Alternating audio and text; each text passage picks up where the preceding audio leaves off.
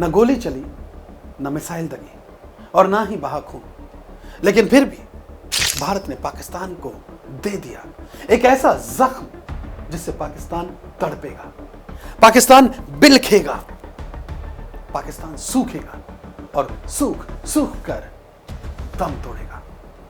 मोदी सरकार ने एक ऐसा फैसला लिया है जिससे पाकिस्तान का पंजाब, रावलपिंडी, लाहौर, कराची सब अंधेरे में डूब जाएगा।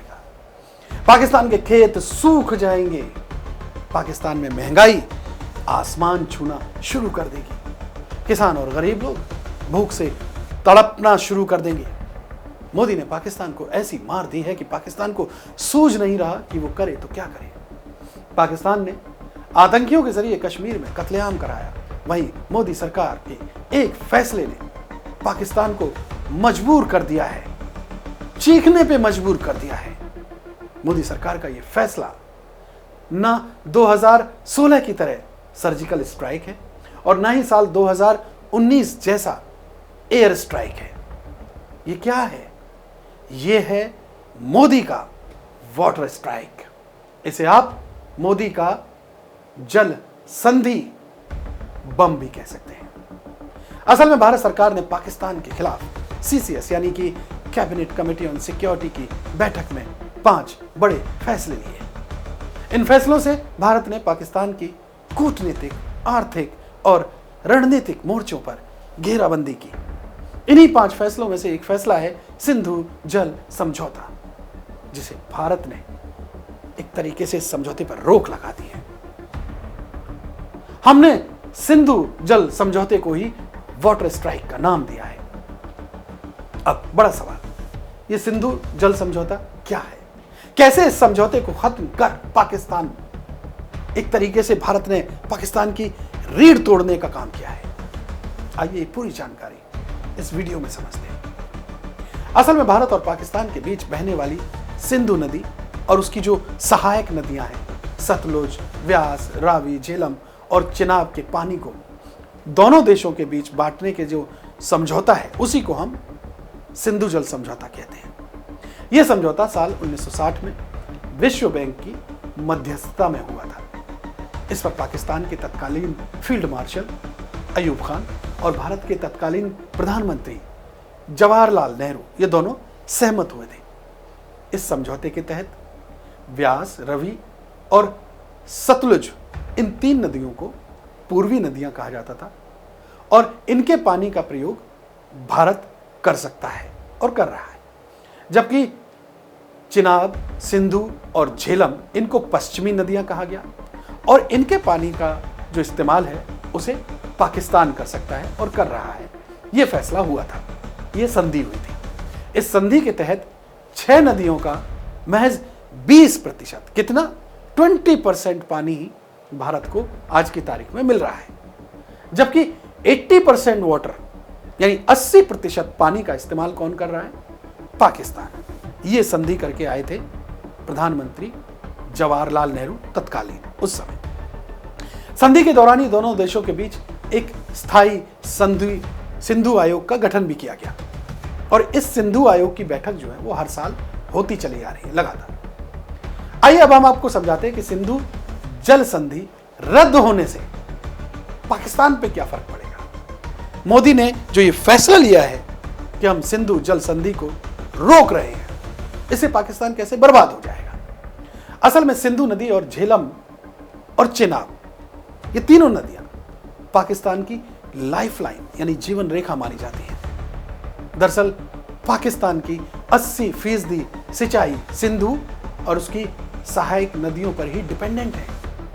पाकिस्तान में खेती करने के लिए जो 93% पानी, 93% वो पानी उपयोग होता है जो इन नदियों से आता है।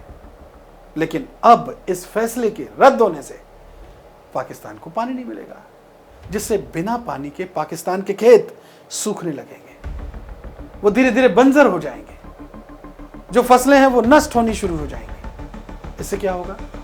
जब फसलें नहीं होंगी तो किसान बर्बाद होना शुरू हो जाएंगे। इतना ही नहीं, कराची, लाहौर, मुल्तान, जो बड़े बड़े शहर हैं, इन शहरों में जल की आपूर्ति भी इन्हीं नदियों के पानी से होती है। ऐसे में अगर पानी की सप्लाई रुकी तो क्या होगा? यहाँ के लोग एक एक बूंद पानी के लिए तरसना शुरू हो जाएंगे। सिंधु बेसिन पर बने हाइड्रो पावर प्रोजेक्ट, ये प्रोजेक्ट जो है वो पाकिस्तान की बिजली का, वहां इलेक्ट्रिसिटी पहुंचाने का एक प्रमुख जरिया है। पानी की कमी से क्या होगा? जो बिजली का प्रोडक्शन है, इलेक्ट्रिसिटी प्रोडक्शन है, वो ठप हो जाएगा। पाकिस्तान के बड़े शहर कराची, मुल्तान, लाहौर, ये सब जब बिजली नहीं पहुंचेगी तो क्या होगा? अंधेरे में डूबना शुरू हो जाएंगे। बिजली की कमी होने से पाकिस्तान में चलने वाले जो कारखाने हैं, जो इंडस्ट्री हैं, उन पे असर पड़ेगा। वो भी धीरे धीरे बंद होना शुरू हो जाएंगे। खेतों में पानी ना पहुंचने से फसलें सूख जाएंगी। पैदावार ना होने से पाकिस्तान में सब्जियों की कीमतें बढ़नी शुरू हो जाएंगी। गरीब परिवार पर भुखमरी का खतरा बढ़ जाएगा। पाकिस्तान की अर्थव्यवस्था चरमरानी शुरू हो जाएगी। रहा सवाल विदेशी निवेश का, तो पाकिस्तान में कोई भी आने से पहले एक बार नहीं 100 बार सोचेगा। इसका असर यह भी होगा कि लोग एक जगह से दूसरी जगह पलायन करना शुरू कर देंगे, और फिर पाकिस्तान में जिस जगह भी संख्या का बोझ बढ़ेगा, वहां का सारा मैनेजमेंट जो है, जो वहां की अर्थव्यवस्था है, वो भी धीरे धीरे ठप पड़नी शुरू हो जाएगी। पाकिस्तान में बेरोजगारी पहले से ही चरम पर है, वो और बढ़ेगी। पाकिस्तान धीरे धीरे बर्बादी की तरफ चला जाएगा। हालांकि ये सब कुछ पाकिस्तान में आज से और अभी से शुरू नहीं है, बल्कि इसमें थोड़ा थोड़ा वक्त लगेगा। पाकिस्तान की ओर जाने वाले पानी को रोकने के लिए भारत को बांधों की उचित व्यवस्था करनी पड़ेगी। वहां जो डैम है वो तैयार करने होंगे। साथ ही कुछ समय तक जलाशय और भूजल, जो ग्राउंड वाटर है, उससे भी पाकिस्तान का कुछ महीनों तक गुजारा हो जाएगा। भारत के इस कदम से पाकिस्तान के पास अब कोई विकल्प नहीं बचा। अब क्या विकल्प बचा है? वो ये कि वो विश्व बैंक और अंतर्राष्ट्रीय समुदायों के दरवाजे पर गुहार लगाएगा, भारत को गीदड़ भभकी दिखाएगा, अंतर्राष्ट्रीय समुदाय से भारत पर दबाव भी डलवाने की कोशिश करेगा। लेकिन इस बार भारत का फैसला अटल है। सिंधु जल समझौता साल 1960 में हुआ था।